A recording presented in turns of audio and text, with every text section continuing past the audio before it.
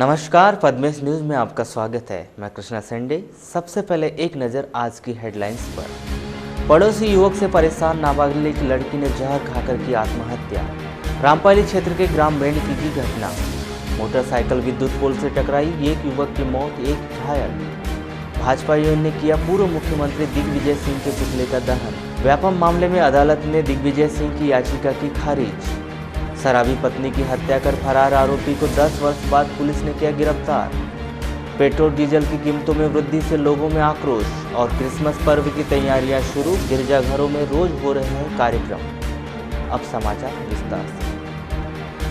अंतर्राष्ट्रीय स्तर पर कच्चे तेल की कीमतों में आए उछाल के बाद राष्ट्रीय स्तर पर भी पेट्रोल तथा डीजल के दामों में बढ़ोतरी कर दी गई है, जिसके अनुसार पेट्रोल में 3 रुपये 3 पैसे तथा डीजल के दामों में 2 रुपये 39 पैसे का इजाफा कर दिया गया है। पेट्रोल तथा डीजल की बढ़ी हुई नई दरें शुक्रवार आधी रात से लागू कर दी गई है।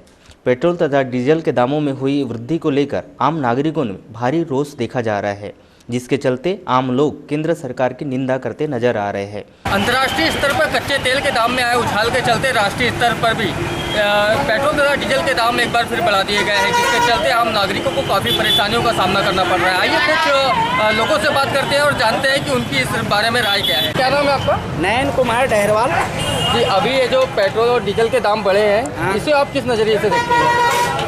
बहुत इसको कहना चाहिए कि पब्लिक का जेब, महंगाई और बढ़ रही है। ये जो अच्छे दिन के सपने दिखाए, ये बिल्कुल बकवास है। गरीब आदमी की जेब ही लूटना है, बड़े आदमी को फर्क नहीं पड़ेगा, सिर्फ छोटे को पड़ेगा। तो आपको क्या लगता है कि मंदी के जो अभी नोटबंदी के दौर में अगर ये बढ़ जाते हैं रेट, तो इससे काफ़ी कुछ नुकसान है? बहुत नुकसान है, गरीब आदमी का नुकसान है सीधा सीधा, बड़े लोगों का कोई नुकसान नहीं है। नोटबंदी में भी छोटे आदमी लाइन में लगे हैं, अपना काम धंधा छोड़ के हम 2000 के लिए लाइन में लगे हैं। हमारा 150 रुपया रोजी मार खा रही है। कहने का मतलब है कि ऐसे दौर में तो कम से कम रेट नहीं बढ़ना चाहिए, ऐसा कहना है? रेट नहीं बढ़ना चाहिए अभी, भला ही कच्चे रेट के दाम तो कम है, रेट पे रेट बढ़ाई जा रही है सरकार। पेट्रोल के रेट बढ़ा दिए गए, किस तरीके से इसको महसूस कर लिया गया?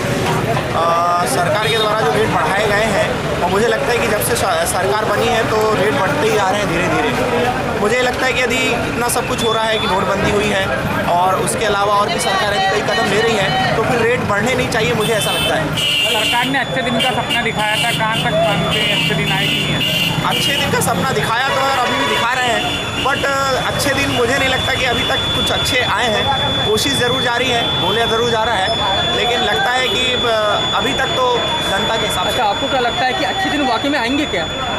उम्मीद तो है, मोदी जी की जितनी चर्चाएं हो रही हैं, जितनी उनके आए दिन हम देखते हैं मीडिया में और भी जो काम कर रहे हैं, तो उस हिसाब से लगता है कि अच्छे दिन आएंगे। तो वहीं कांग्रेस पार्टी के ब्लॉक अध्यक्ष श्याम पंजवानी ने नोटबंदी के दौरान इस इजाफे को आम आदमी के साथ किया गया मजाक बताया है।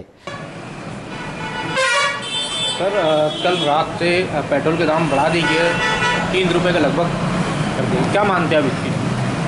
ये देखिए, जिस हिसाब से एक जुमला देकर मोदी सरकार स्थापित हुई कि गरीबों के लिए हम लोग काम कर रहे हैं, हर क्षेत्र में मोदी सरकार फ्लॉप होते जा रही है। बात करें हम केवल पेट्रोल पर, तो अंतर्राष्ट्रीय बाज़ारों में जब रेट निम्न स्तर पर पहुंचे थे, पर हिंदुस्तान के अंदर पेट्रोल का रेट कम नहीं हुए। आज हल्का सा उछाल आया और आपने 3 रुपये बढ़ाया। ये बहुत ही आम जनमानस के लिए दुखद है कि जिस सरकार पर भरोसा करके गरीबों की सरकार कहकर हमने सरकार बनाई, उनके साथ बड़ा मजाक बना दिया गया। सर, अभी देखा गया कि नोटबंदी को लेकर के भी काफ़ी परेशान है लोग, पिल्लर नहीं मिल पा रही है। देखिए, आप लोग मीडिया के माध्यम से हर आम जनमानस तक ये जानकारी पहुंच रही है कि 2000 रुपये के लेने के लिए गरीब आदमी लाइन पे खड़ा है और हज़ारों करोड़ों रुपया भारतीय जनता पार्टी के पदाधिकारी बोले, कार्यकर्ता बोले, उनके पास पैसा निकला जा रहा है। तो क्या मानना चाहिए आपके हिसाब से? यानी इसका मतलब हमारा सीधा सीधा आरोप है कि भारतीय जनता पार्टी के लोगों को जानकारी थी नोटबंदी की, आम जनमानस को परेशान कर आपने काले धन वालों को सफ़ेद धन करने का आपने एक तरीका इसको माना जाए। तो वहीं बीजेपी के जिला अध्यक्ष रमेश रंगलानी ने इसे अंतर्राष्ट्रीय स्तर पर की गई एक प्रक्रिया कहा है। पेट्रोल और डीजल की बात जो आती है, ये सरकार ने अपना एक पॉलिसी बना दिया है। यदि ऊपर पेट्रोल डीजल और ये कच्चे तेल का अंतर्राष्ट्रीय स्तर पर जो यदि बढ़ जाता है तो यहाँ बढ़ जाएगी, वहाँ घट जाएगा तो यहाँ घट जाएगा। अब उसमें किसी प्रकार का हस्तक्षेप भारत सरकार फिर भी सीधे सीधे रुपए में 1-2 रुपए सीधे सीधे बढ़ा दिया गया। कुछ पैसों में अगर बढ़ाया जाता तो आम जनता पे इसका कम भार पड़ता। अभी तो बीच में घटाया भी तो गया था, कुछ पैसों में घटा था और बढ़ोतरी सीधे रुपए में नहीं। अब उसके लिए देखिए ये तो कैलकुलेशन है, वहाँ से जो आएगा कैलकुलेशन खरीद बिक्री का जो हिसाब बनता है ना, उसमें कोई कुछ नहीं कर सकता। अपन ने छूट दे रखी है, कल घट जाएगा तो घट जाएगा, 2 रुपये भी घट जाएंगे, 3 रुपये भी घट सकते हैं। ऐसे में देखिए नोटबंदी का भी समय चल रहा है और एक कट्टे 2 रुपये बढ़ जाना और ऊपर से महंगाई की मार, ये तीनों चीज़ों का प्रभाव तो आम जनता पर पड़ रहा है। नोटबंदी का तो जो मैं बता रहा हूँ, नोटबंदी का प्रभाव अच्छा पड़ा है और अब धीरे धीरे पूरा माहौल भी शांत होते जा रहा है, सामान्य होते जा रहा है। अब रुपये भी पर्याप्त उपलब्ध होते जा रहे हैं, तो काफ़ी कैश भी लोगों को मिलते जा रही है। बाजार में जा रहे हैं अपन, कहीं सब्जी मंडी और जो पहले माहौल था सब फल विक्रेताओं और किराने वालों, अब वो बात अब नहीं है, सब कुछ सामान्य होते जा रहा है। प्रतिवर्षानुसार इस वर्ष भी मध्य प्रदेश पेंशनर्स एसोसिएशन की जिला शाखा द्वारा पेंशनर्स दिवस तथा जिला अधिवेशन का आयोजन बस स्टैंड में शनिवार को किया गया, जिसमें जिले भर के पेंशनर्स प्रमुख रूप से उपस्थित रहे। आयोजित इस अधिवेशन के संदर्भ में जानकारी देते हुए मध्य प्रदेश पेंशनर्स एसोसिएशन के जिलाध्यक्ष जेडी शर्मा ने बताया कि 24 अक्टूबर 2016 को पेंशनर्स हितैषी मांग पत्र सरकार को भेजा गया, जिस पर सुनवाई नहीं की गई है। साथ ही उन्होंने बिना काट छाट के 7वां वेतन के हिसाब से पेंशन दिए जाने की मांग की है।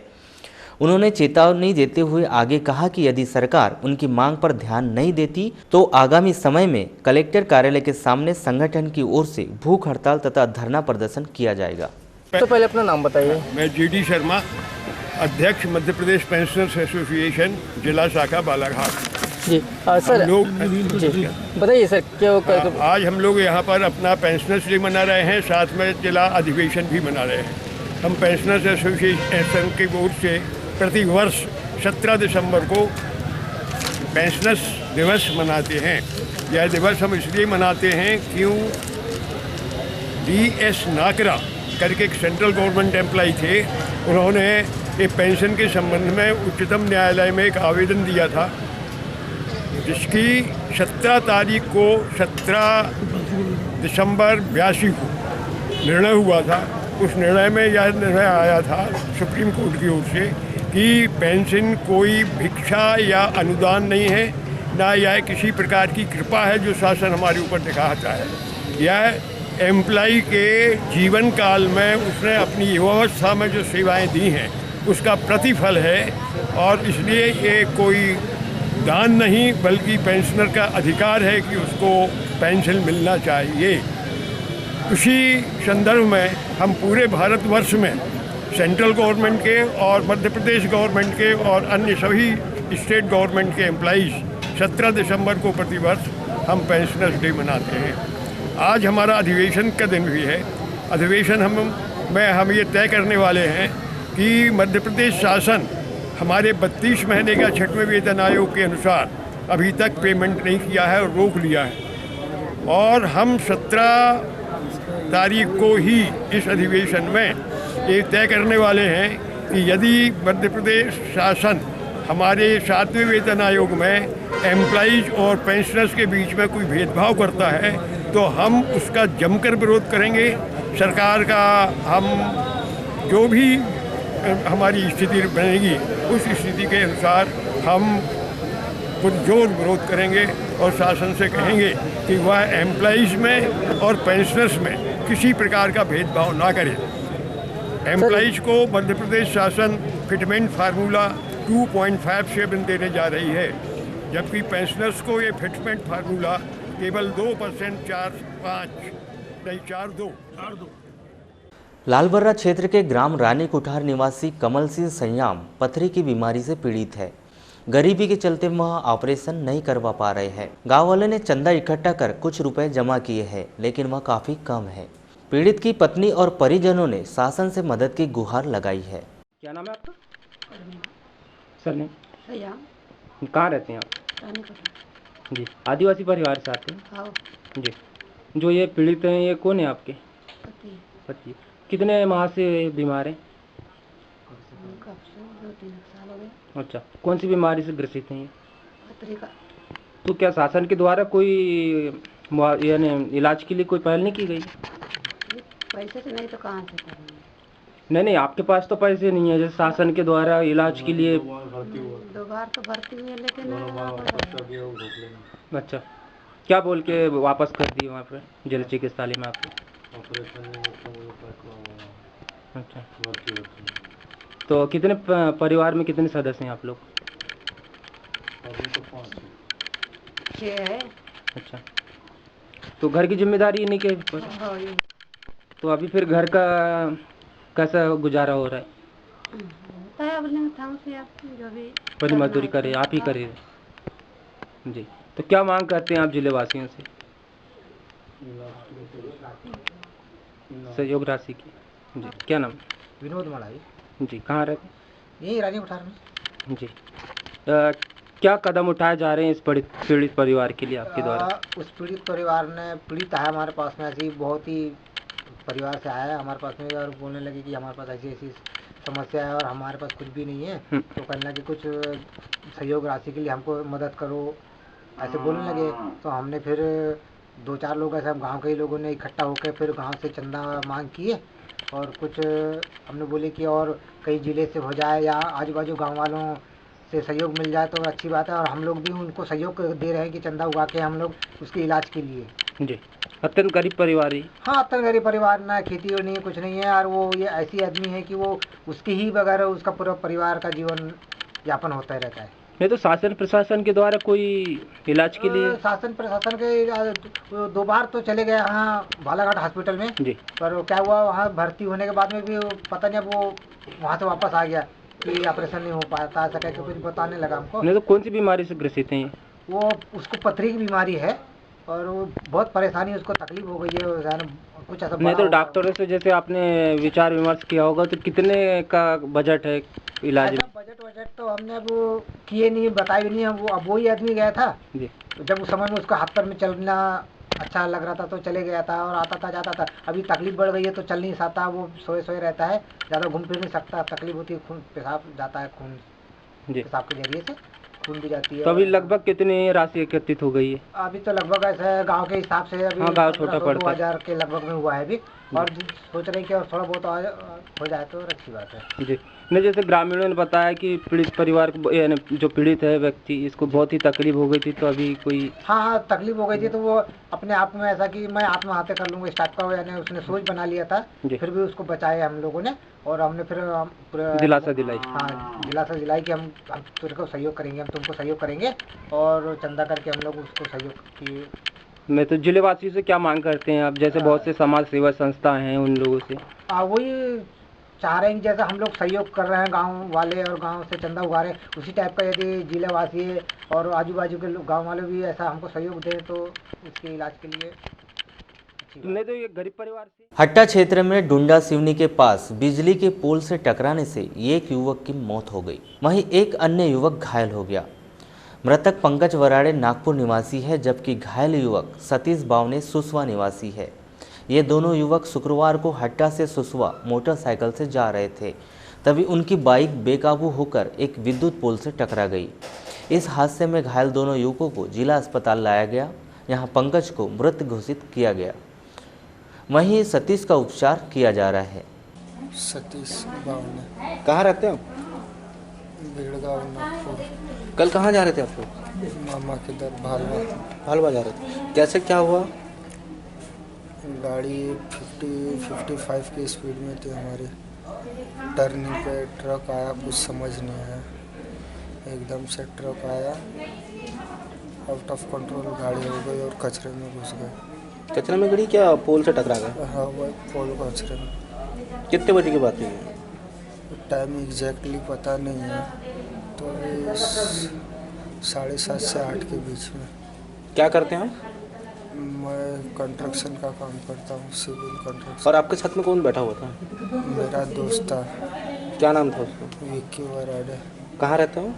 वो भी भांडेवाड़ी में रहता। तो उसे क्या हुआ था? पता नहीं, इलाज चालू है बोलते। क्या नाम आपका? अमृत रांगडाले, ग्राम पंचायत भालवा सरपंच। अच्छा, कौन लगता है मृतक आपका? ये हमारे पड़ोसी के भांजे हैं। कहाँ से लेके आए थे आप इसे? इनको हम डुंडा सिंह से। क्या हो गया था इनको? वो हमको फ़ोन आया किसी वहाँ के ग्राम पंचायत सरपंच का कि सरपंच साहब बोले आपके यहाँ कोई भालवा जा रहे थे, तो यहाँ एक्सीडेंट हो गया, इनका गंभीर हालत में पड़े हैं दोनों, तो आप जल्दी आओ। तो अपन आए तो यहाँ पे आने कहना चाहिए कि देखिए इनको, तो मैंने पहचान लिया। फिर जब पहचान लिया तो उनके मामा को फ़ोन किया और फिर उनके मामा जी आए और फिर उसके बाद 108 ने वो एक लड़के को लाई जो यहाँ एडमिट है, और सेकंड को अपन ने अपने प्राइवेट गाड़ी से लाया। उस समय वहाँ जान था उसका। आते आते फिर यहाँ पे लाया अपन ने, तो ऐसा लगा कि यार इसकी हालत बहुत गंभीर है। तो ये क्योंकि फिर यहाँ पे कैसे हुआ एक्सीडेंट उनका? एक्सीडेंट सर इसका तो गाड़ी अनबैलेंस होने के कारण पोल पर टकरा के यानी वो हुआ है। कहाँ की घटना है ये घटना डुंडासिनी नाले के पास की है। कितने बजे की बात है ये? करीब 9, साढ़े 8 और 9 के बीच की बात है सर। क्या नाम है लड़के का जो मृतक? लड़के का नाम तो पंकज बताते हैं। और दूसरे का नाम? दूसरे का नाम तो पता नहीं। सतीश। लामता क्षेत्र के ग्राम मैरा निवासी एक शराबी व्यक्ति बुधराम पटले की अलाव में गिरने से मौत हो गई। जानकारी के अनुसार 45 वर्षीय बुधराम आदतन शराबी था। शुक्रवार की शाम वह शराब पीकर आया और आंगन में आग तापने लगा। तभी शराब के नशे में वह अलाव में गिरकर झुलस गया।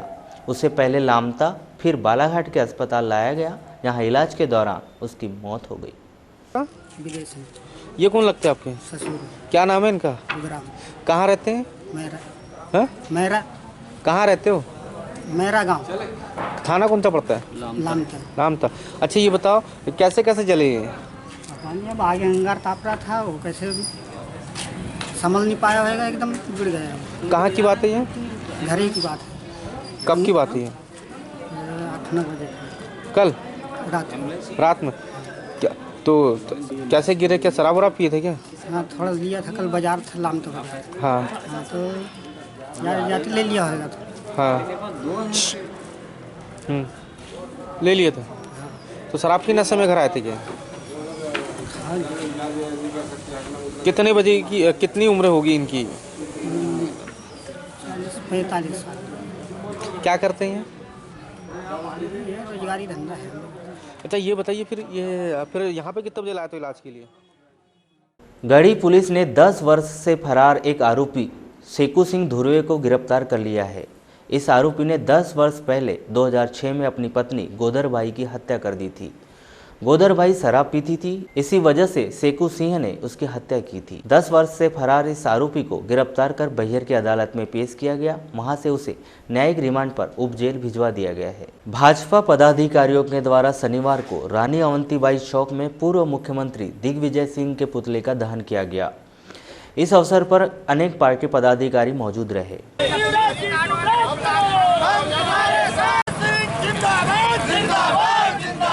भाजपा के जिला अध्यक्ष रमेश रंगलानी ने कहा कि झूठे आरोप लगाने वाले पूर्व मुख्यमंत्री को सार्वजनिक रूप से माफी मांगनी चाहिए। खुशबू आ नहीं सकती कागज के फूलों से, तो दिग्विजय सिंह ने शिगुफा छोड़ा था।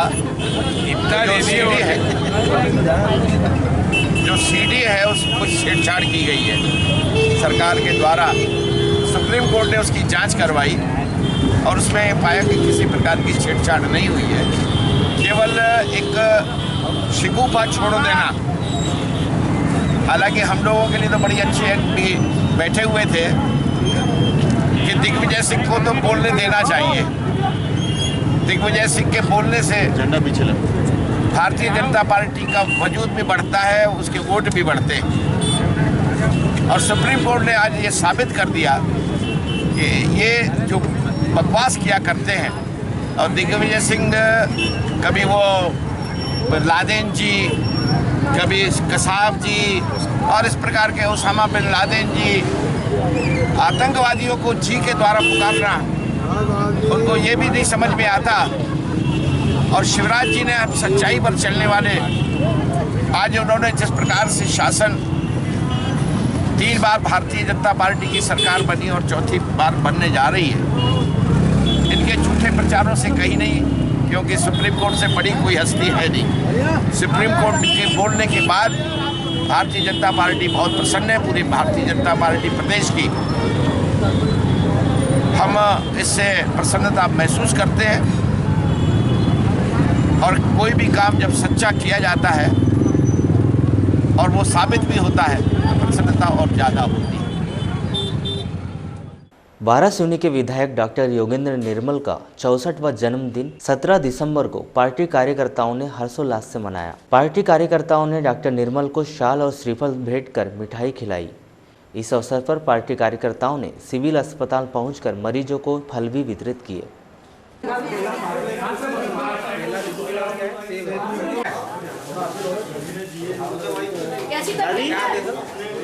भारत माता की जय, भारत माता की जय, भारत माता की जय। और नगर का जहाँ तक सवाल उठता है, नगर में पहले भी हमने सेवाएं दी, हमारी सेवाएं जनता तक हैं। और जहाँ तक सवाल उठता है कि नगर में हमको अवसर नहीं मिल पाया, वो दुर्भाग्य रहा हमारा। और मैं ऐसा तो नहीं कहता कि नगर वासियों का दुर्भाग्य है, लेकिन जो नगर को आगे बढ़ाने की प्रक्रिया भारतीय जनता पार्टी के शासन में रहती है। हमारी पराती दीदी नहीं जीत पाई, छगन भैया नहीं जीत पाए, लेकिन आने वाले दिनों में हम जो भी चुनाव होंगे, अभी हमने मार्केटिंग में जीत हासिल की, इरिगेशन में जीत हासिल की, आगे चुनाव में भी हम अपने दोनों मंडल अध्यक्ष वारासिवनी के रमेश ठाकरे और प्रदीप शरणागत के नेतृत्व में आने वाले चुनाव लड़ेंगे और निश्चित रूप से उनको हम जीत करके और नगर और अपने विधानसभा क्षेत्र की सेवा हमारे कार्यकर्ताओं के माध्यम से करेंगे। आज हमारे माननीय विधायक जी का जन्मदिन है और चूँकि हमारे भाजपा कार्यकर्ताओं के प्रेरणा स्रोत हैं, रात दिन जनता की सेवा में लगे रहते हैं और इसलिए हम कार्यकर्ता में उत्साह है। और आज हम लोगों ने मिलकर उनका जन्मदिन बनाने का निर्णय लिया।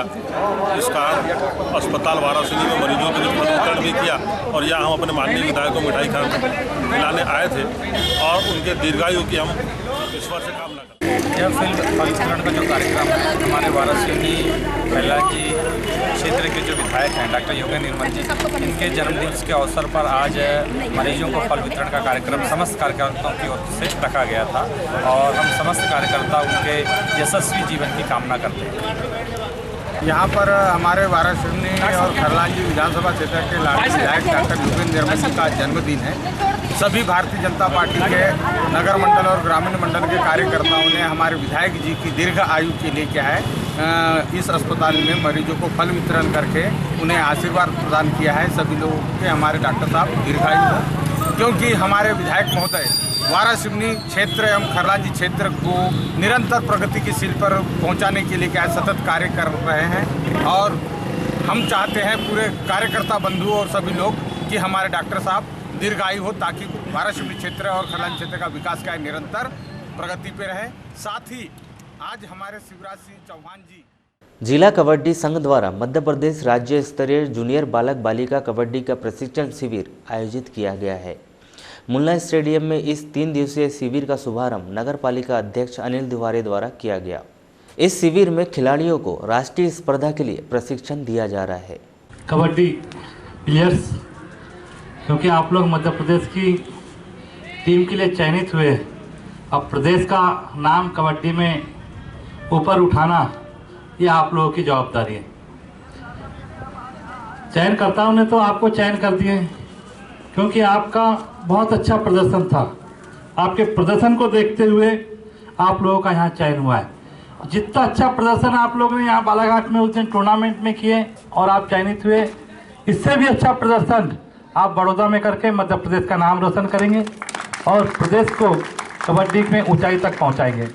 बालाघाट एक खेल गांव के रूप में है। यहाँ पे अनेकों खेल होते हैं, ऐसा कोई खेल नहीं है जो बालाघाट में नहीं खेलते होंगे और उसके राज्य स्टेट लेवल के प्लेयर्स ना हो। यहाँ हॉकी राष्ट्रीय लेवल की प्रतियोगिता होती है और हिंदुस्तान में उस प्रतियोगिता का 2nd नंबर लगता है। अब वैसा ही हमने क्रिकेट को लिए, हम 1 तारीख से प्रेसिडेंट का क्रिकेट टूर्नामेंट करा रहे हैं जो हिंदुस्तान के टॉप मोस्ट टीमों को बुला रहे हैं और 1 से 7 तक चलेगा और 7 से फिर हॉकी टूर्नामेंट होगा जो 15 तारीख तक चलेगा। ऐसे अनेकों टूर्नामेंट हम बालाघाट में आयोजित कर रहे हैं। आप लोग बेहतर प्रदर्शन के लिए जा रहे हैं और सारी उम्मीदें आप पे है और हम चाहेंगे कि बालाघाट में इस बात का ये चर्चा रहे कि जो बालाघाट में लड़के चयनित हुए, जो बच्चियां यहाँ से चयनित हुई, उन्होंने बड़ौदा में बहुत अच्छा प्रदर्शन किया है और मध्य प्रदेश का नाम ऊंचा किया है। आप लोगों को ढेर सारी शुभकामनाएं। रमेश दीक्षित, सचिव जिला कबड्डी संघ बालाघाट। सर, आज यहाँ पे प्रशिक्षण लगाया गया है, किन लोगों को प्रशिक्षण दिया जा रहा है? उन जो यहाँ राज्य स्तरीय कबड्डी प्रतियोगिता 4 से 6 दिसंबर तक बालाघाट नगर में आयोजित की गई थी, मध्य प्रदेश जूनियर बालक बालिका, उनमें से चयनित जो खिलाड़ी हैं 12 लड़के और 12 लड़कियाँ है ना। और कोच जो हमारे आनंद यादव हैं, एक भारती चंदेल महिला कोच है और पुरुष कोच है यानी आनंद यादव, साथ में सहायक कोच हैं श्री रामकिशोर रांगडाले। ये लोग उन्हें कोच कर रहे हैं और कोच के बाद यहाँ से टीम 20 तारीख को सुबह 11 बजे यहाँ से बड़ौदा के लिए रवाना होगी। वहाँ राष्ट्रीय प्रतियोगिता 21 से 25 दिसंबर तक बड़ौदा में आयोजित है और इसी संदर्भ में कोचिंग लग रही है। आज सुबह इनको लड़कों को जॉगिंग वॉगिंग कराई गई, परंतु अभी एक औपचारिक उद्घाटन कराया गया और 19 तारीख को यहाँ समापन होगा कोच कैंप का और 20 तारीख को टीम यहाँ से निकलेगी। सभी नागरिकों से अनुरोध है कि जल्दी से ज़्यादा कैंप का लाभ लेने के लिए यहाँ पर उपस्थित हो और नए बच्चों को इससे सीखने कुछ मिलेगा, इसी दृष्टि से हमने इस कैंप को रखा है। अब वक्त हो चुका है एक छोटे से ब्रेक का। ब्रेक के बाद जारी रहेगी खबरें। आपका और हमारा रिश्ता हमेशा अटूट रहा है और हम चाहते हैं कि ये रिश्ता ऐसे ही बरकरार रहे। तो आप देरी मत कीजिए, आज ही अपने केबल ऑपरेटर को कॉल कीजिए और घर पे लगवाइए डिजिटल सेट टॉप बॉक्स और पाइए ज्यादा बेहतर पिक्चर और साउंड क्वालिटी ज्यादा चैनल्स के साथ। तो फिर देर मत कीजिए, आज ही अपने केबल ऑपरेटर को फोन कीजिए और डिजिटल सेट टॉप बॉक्स लगवाइए।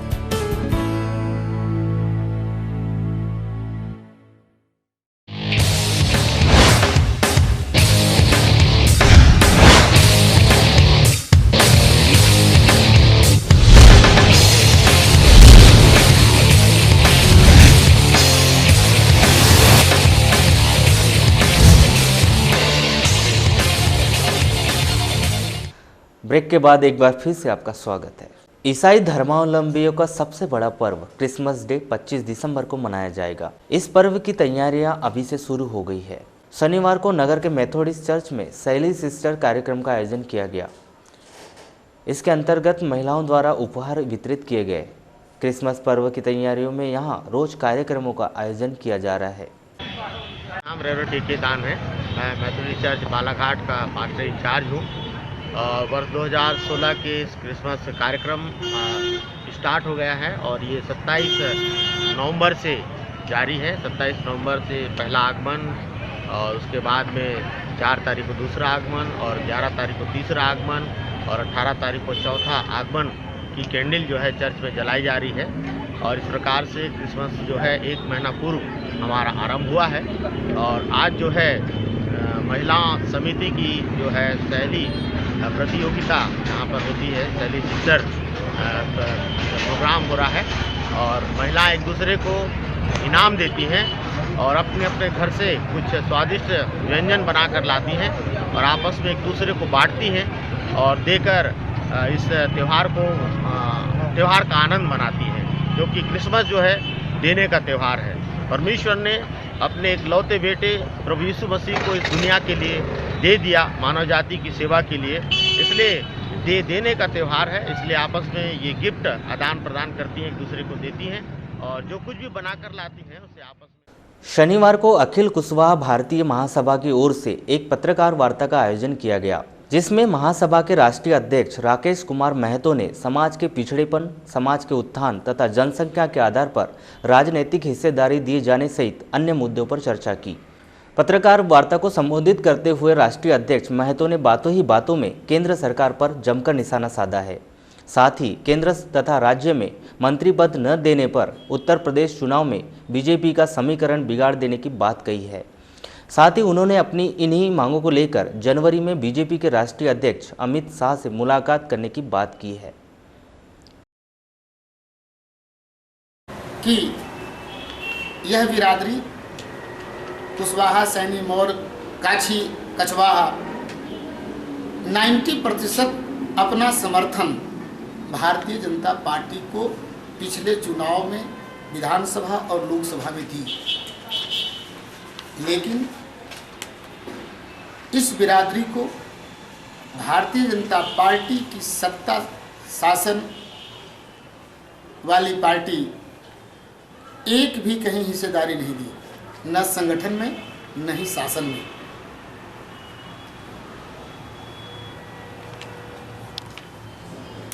हम लोग कुछ ही महीने में भोपाल में जत्थेवार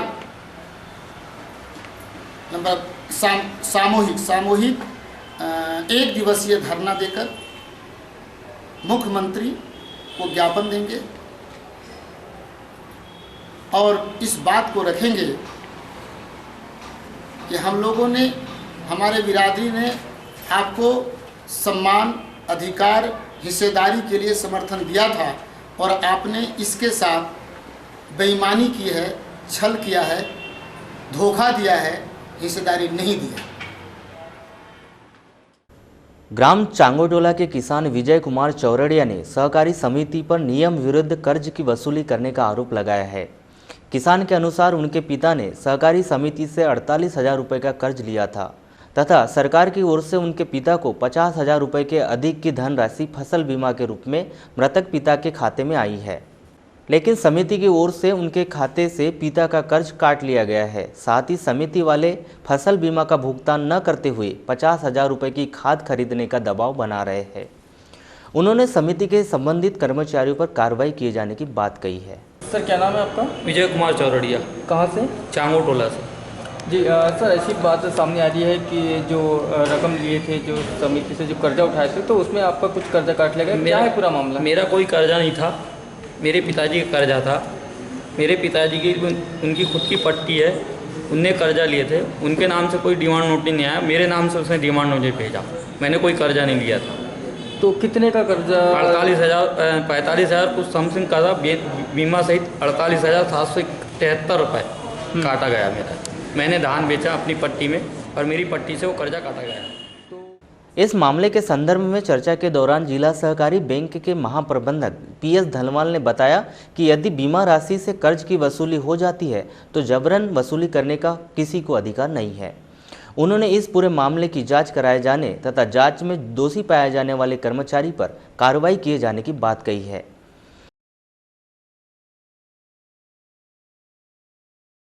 सर, चांगोटोला का एक केस है सामने आया है जिसमें पे अवैध रूप से कर्ज की वसूली किए जाने की बात किसान की ओर से कही जा रही है।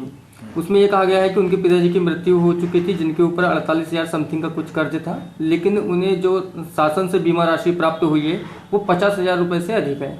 तो बीमा राशि से ही पैसे काट लेना चाहिए था, लेकिन उन्होंने उससे न काटते हुए उनके एक पर्टिकुलर एक भाई के ऊपर राशि दे दी है और उससे काट लिए, जबकि वो 3 भाई हैं उन लोग।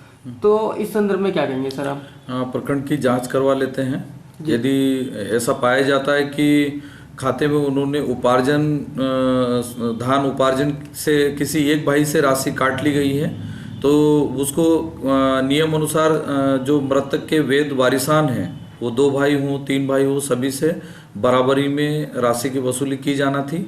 यदि उसने किसी एक से काट ली है तो उन्हें वापस कराई जाएगी और अनुपातिक रूप से तीनों भाइयों से कर्ज की राशि की वसूली की जाएगी।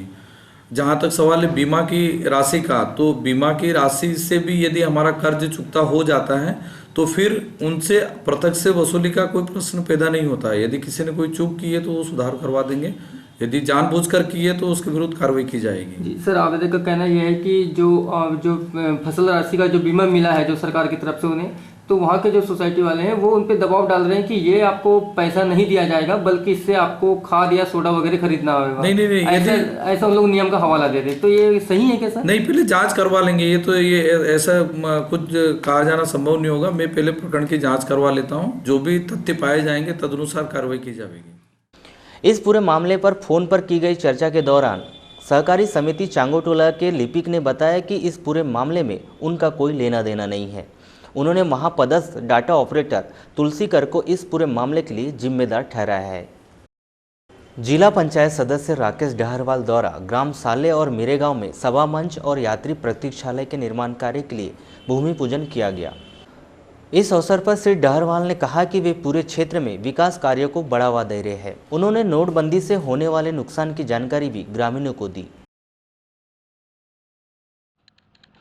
बड़े भाई आदरणीय मुकेश्वर नकपुरे जी, हमारे साथी पूर्व जनपद सदस्य भाई राजेंद्र बघेल जी, जल उपभोक्ता और उपस्थित इस ग्राम के आदरणीय समस्त मेरे बुजुर्गगण पे रो रहा है और चोर और सिपाही भ्रष्ट मंत्री साथ में सो रहा है और महिलाओं पे अत्याचार हो रहा है। हाँ? आज के समय में ये अखबार में कोई भी खबर कभी भी छप सकती है और कोई भी मुद्रा बाजार में कोई भी मुद्रा किसी भी समय चल सकती है और सरकार की कुर्सी में कोई भी बंदर कभी भी बैठ सकता है। इनके जमाने में ये एकीकरण की राजनीति करते हैं। इन भ्रष्टाचारियों के बहकावे में नहीं आना मेरे भाइयों, परंतु भाजपा वाले सुन लो कान लगा के, समय ज्यादा दूर नहीं है क्योंकि आप 5 साल के लिए बैठे।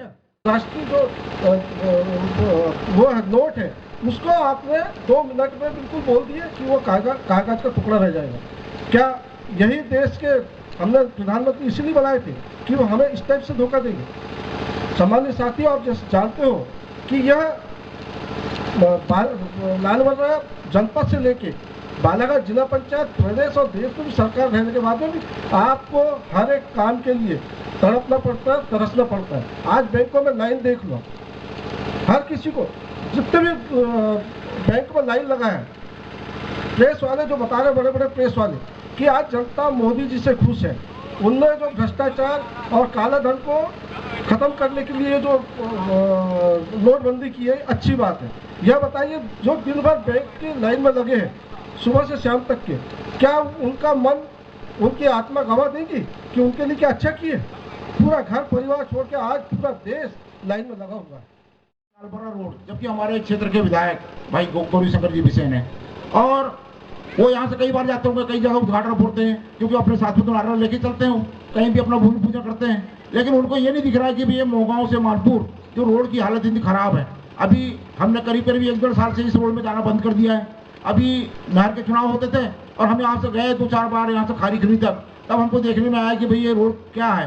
काफ़ी हम लंबे समय से 1-2 साल से हम इस रोड से आना जाना, आपके बीच में आना जाना इधर बंद हो गया है क्योंकि रोड इतनी खराब हो गई लालबर्रा जाने के लिए कि इस रोड को तत्काल बनाने के लिए कई बार कांग्रेस ने भी इसका आंदोलन की, कई बार रोड पे पौधे लगाए बेशरम के, लेकिन हमारे क्षेत्र के जो विधायक है और वो हमारे प्रदेश के मंत्री है, उनको सोचना चाहिए कि भाई विकास की गंगा हम बहा रहे हैं। तो ये मैं पूछना चाहता हूँ कि मोहगांव से खारी की जो रोड है ये विकास में नहीं आता? इसको भी प्राथमिकता के आधार पर सबसे पहले करना था। बहुत ही खराब हालत हो चुकी है। तो मैं कहना चाहता हूँ कि इसके पहले कांग्रेस और अभी जो सरकार चल रही है इसके बारे में बताना चाहता था। जैसे कि अभी केंद्र में नरेंद्र मोदी जी वहाँ प्रधानमंत्री है और चुनाव के पहले उन्होंने वादे किए कि हमारी सरकार बनाओ, हम किसानों को लाभ का धंधा करेंगे, हम आपकी ऐसी योजना लाएंगे जो किसान को मतलब दोगुना होगा। आपने देखा होगा जब कांग्रेस की गवर्नमेंट थी, जब पूरे केंद्र में कांग्रेस की गवर्नमेंट थी, तो जो कांग्रेस की मंशा थी, जो कांग्रेस की गाइडलाइन बनाई थी, उसी गाइडलाइन में आज मोदी चल रहे हैं। मोदी ने सिर्फ अपने मन से एक गाइडलाइन पे बनाया है, नोटबंदी करके। और इस नोटबंदी पर क्या हो रहा है, पूरे देश में, पूरा देश त्राही में आम आदमी परेशान हो रहा है, त्राही मची हुई है। आज एक किसान को, एक आम आदमी को अपनी बेटी का विवाह करने की बात करते हैं या अपने बच्चों को उच्च शिक्षा दिलाने की बात करते हैं या आप एक छोटा सा कोई निर्माण कार्य करने की बात अपने घर में करते हैं, तो आपको सोचना पड़ेगा। आपका खुद का पैसा रहने के बाद आप अपने पैसों का सदुपयोग नहीं कर पा रहे हैं। क्या है ये? आम आदमियों की मोदी सरकार ने रीढ़ की हड्डी तोड़ के रखा है। आज मोदी जी कहते हैं स्मार्ट कार्ड, ई पेमेंट के माध्यम से पेमेंट की होगा, इसका मतलब है एक छोटा सा कार्ड रहेगा, जैसा ATM कार्ड रहता है। आप चाय पीने जाओगे तो चाय वाले की दुकान में वो मशीन रहेगी उसकी। किराना दुकान में जाएंगे, वो कार्ड लेके आपको पैसा लेके नहीं जाना है, वो कार्ड लेकर के जाना है। वो कार्ड को दुकानदार के पास मशीन रहेगी, उस पर ऐसा घिसेगा, उसका पेमेंट उसको वहाँ हो जाएगा। तो क्या ग्रामीण क्षेत्र के लोग ये सब समझते हैं? मैं नहीं चाहता, इतने 5 साल 7 साल से ज्यादा हो गया ATM चालू है, और ATM भी 7 साल होने के बावजूद भी 100% लोगों को भी मैं नहीं समझता कि ATM चलाना आता है। तो फिर यही पेमेंट कहाँ से चला लेंगे? ये मोदी सरकार की सोच है। व्यापम मामले में सुप्रीम कोर्ट द्वारा एक याचिका पर दिए गए निर्णय पर वारासिवनी के युवा मोर्चा कार्यकर्ताओं ने पूर्व मुख्यमंत्री दिग्विजय सिंह के पुतले का दहन किया। इस मामले में विधायक डॉक्टर योगेंद्र निर्मल ने कहा कि दिग्विजय सिंह द्वारा अनर्गल आरोप लगाते हुए यह याचिका दायर की थी, जिसे अदालत ने खारिज कर दिया है।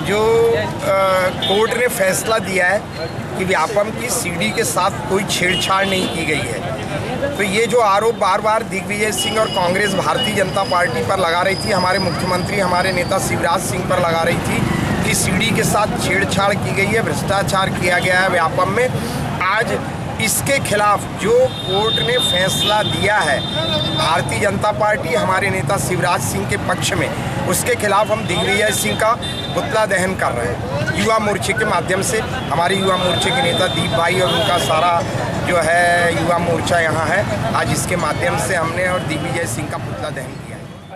ये आज तक मैं 3 वर्षों में विधानसभा के अंदर देखता हूँ विपक्ष आरोप लगाता है, और जब हमारे नेता, हम तो बात सुन लेते हैं, हमारे नेता बात सुन लेते हैं विपक्ष की, लेकिन जब जवाब देने का अवसर आता है तो कांग्रेस और उसके विधायक जो हैं और उनके नेता बहिर्गमन करके जाते हैं, कभी भी अपने प्रश्नों का उत्तर विधानसभा के अंदर नहीं लेते। एक दुखदायी। वहीं युवा मोर्चा के नगर अध्यक्ष दीप चौहान ने कहा कि दिग्विजय सिंह न्यायालय को गुमराह करने की कोशिश कर रहे हैं। कोर्ट का जो फैसला व्यापम घोटाले के माध्यम से हमारे मुख्यमंत्री के ऊपर जो दिग्विजय सिंह ने लगाया था वो पूरा निराधार निकला, और दिग्विजय सिंह का झूठ दुनिया के सामने और हमारे प्रदेश की जनता के सामने आ गया है, और उसी के विरोध करने के लिए हमारे प्रदेश अध्यक्ष श्री अभिलाष पांडे जी ने ये घोषणा की है कि पूरे प्रदेश भर में युवा मोर्चा के द्वारा दिग्विजय सिंह का पुतला दहन किया जाएगा। उसी में आज हमने वारासिवनी में दिग्विजय सिंह का पुतला जलाया। पड़ोसी लड़के से परेशान एक नाबालिग लड़की ने जहर खाकर आत्महत्या कर ली। यह घटना रामपाली क्षेत्र के ग्राम मेंढकी की है। इस गांव की लड़की काजल ठाकरे ने जहरीली वस्तु का सेवन कर लिया, जिसने जिला अस्पताल में दम तोड़ दिया। जानकारी के अनुसार मोड़कूलाल ठाकरे अपनी पत्नी, एक बेटा नीलेश और एक बेटी काजल के साथ ग्राम मेंढकी में रहता है और खेती किसानी का काम करता है। उसके पड़ोस में रहने वाला युवक राकेश चौरागड़े उसकी नाबालिग बेटी काजल को हमेशा परेशान करते रहता था। इस पर मोड़कूलाल ने कई बार राकेश को समझाने का प्रयास किया, लेकिन वह समझने के बजाय उनसे ही विवाद करने लगता था। शनिवार की सुबह घर के सभी लोग खेत गए थे। घर में काजल अकेली ही थी। तब राकेश ने वहां आकर काजल से गाली गलौज की। इस पर काजल का भाई नीलेश पड़ोसी युवक राकेश को समझाने गया तो राकेश ने उसे देख लेने की धमकी दी। इस पर जब वह घर पहुंचा तो देखा कि पड़ोसी युवक द्वारा परेशान किए जाने से तंग आकर उसकी बहन काजल ने जहर खा लिया है।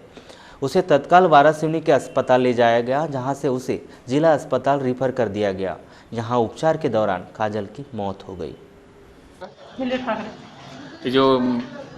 जो इस चीज़ की मौत हुई है वो कौन लगती है आपकी? अच्छा, क्यों खाई? लड़के के कारण कौन, क्या लड़के का नाम क्या है? क्या करता है? वही घूमता है गाँव में। रहता कहाँ है? गाँव में रहता है। ये कब से परेशान कर रहा था लड़की को? अभी तो 1 सप्ताह हो गया, मतलब ध्यान नहीं, आज ही मेरे को पता चला। अब कर रहा था, कब से मालूम नहीं, जैसा पूछूंगा बोला तो उससे रोने लगी। आज कैसे पता चला आपको? मैं जैसा घर पहुंचा तो मोबाइल के पास था, जैसा घर पहुंचा मन रो दी थी। तो उसको मैंने देखा तो मैंने पूछा क्यों, तो बोले ऐसा ऐसी बात है, मतलब कैसी बात है? वो लड़का मनमनी फ़ोन करता है, बोले आज मोबाइल दिया, बोले मनमनी टॉर्चर करते रहता है। फिर मैंने मोबाइल पकड़ा, मैंने बोला वो लड़के तरफ गया, मैंने बोला क्यों टॉर्चर करता है ऐसा वैसा, तो लड़के ने बोलता तू क्या कर लेगा, तो मैंने बोला, फिर बोलता है मोबाइल दे, तो मैंने मोबाइल पटक दिया, तो बोलते देखो मार लूँगा देख लूँगा ऐसा वैसा। तो मैंने बोला पापा इनको बुलाने गया। क्या नाम लड़के का? राकेश चौरागड़े। पापा इनको बुलाने गया तो बहन ने वो खाली थी दौड़। कहाँ लगे फिर वहाँ से? हाँ, वहाँ वारासिनी ले गए। वारासिनी से बालाघाट। यहाँ कब मौत हुई? हाँ, यहाँ कब मौत हुई? समय तो मैंने देखा नहीं, अभी भी मतलब आधा घंटे। एकल विद्यालय के पूरे भारतवर्ष के प्रमुख श्यामजी गुप्त का 18 दिसंबर को बालाघाट आगमन हो रहा है। उनके आगमन पर अनेक कार्यक्रमों का आयोजन किया गया है। इस संबंध में एकल अभियान की अचल समिति के पदाधिकारियों ने शनिवार को अग्रेशन भवन में पत्रकारों से चर्चा करते हुए बताया कि जो विद्यार्थी किसी कारण से स्कूल नहीं जा पाते, ऐसे ही लोगों के लिए यह अभियान चलाया जा रहा है। पत्रकार वार्ता में अचल समिति के अध्यक्ष पंकज अग्रवाल, अभय सेठिया, शिव जायसवाल सहित अनेक पदाधिकारी उपस्थित रहे। विद्यालय का प्रारंभ हुआ था, उस समय बालाघाट जिले में एक संच था बैहर, जिसके अंतर्गत करीब 90 विद्यालय चल रहे थे। उस समय हमारे अभियान प्रमुख थे माननीय अभय जी सेठिया।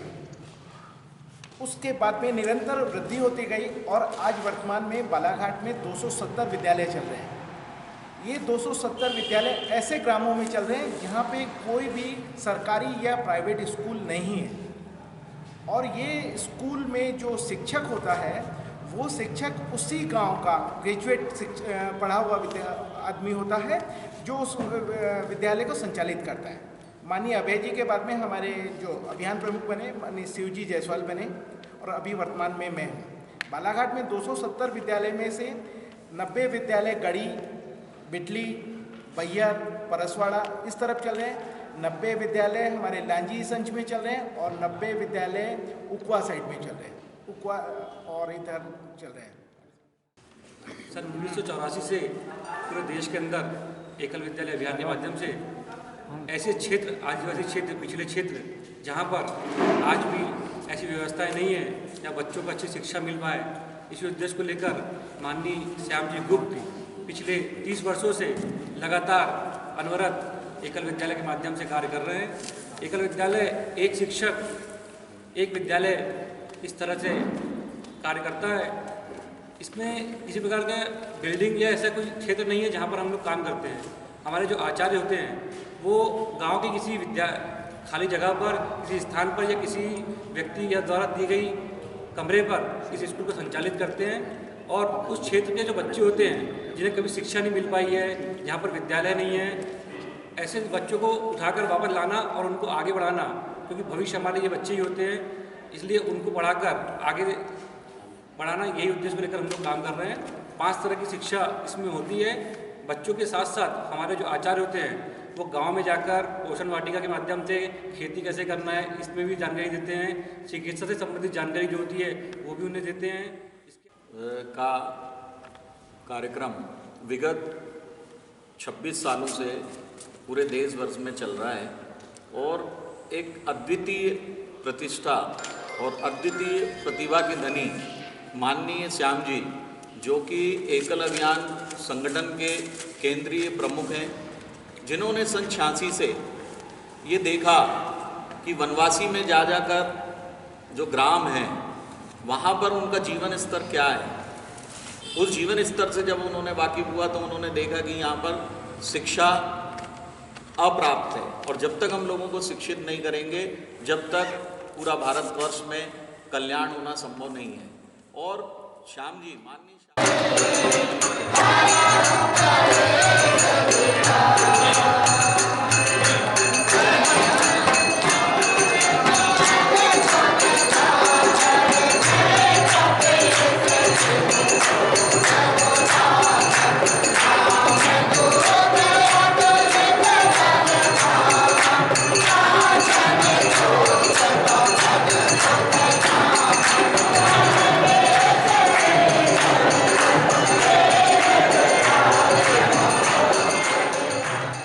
विश्व विदुषी साधना भारती ने कहा कि प्रगति के मार्ग पर आगे बढ़ने के लिए कुरीतियों से दूर रहना जरूरी है।